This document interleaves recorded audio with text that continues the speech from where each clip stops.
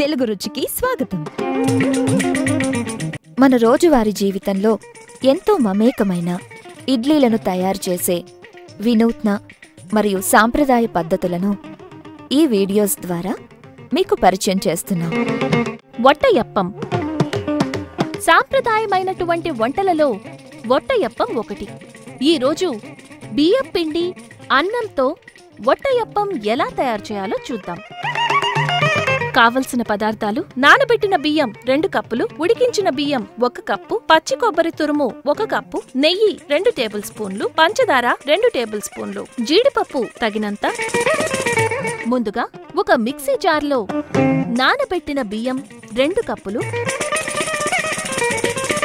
వండిన బియ్యం 1 కప్పు, కొబ్బరి తురుము 1 కప్పు వేసి మిక్సీ పట్టి ఒక గిన్నెలో వేసి 5 నుండి 6 గంటలు పులియబెట్టాలి. తరువాత చిన్న గిన్నెలలో అరటి ఆకు ఉంచి అందులో ఈ పిండి వేసి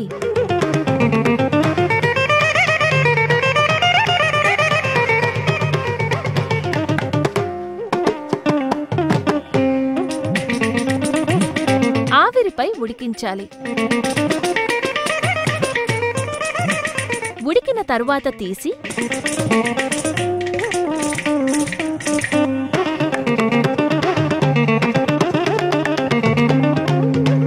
ఒక ప్లేట్లో వేసి అరటి ఆకులు తీసి పైన నెయ్యి,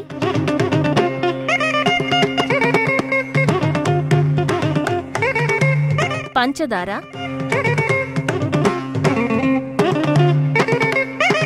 జీడిపప్పు వేసుకుంటే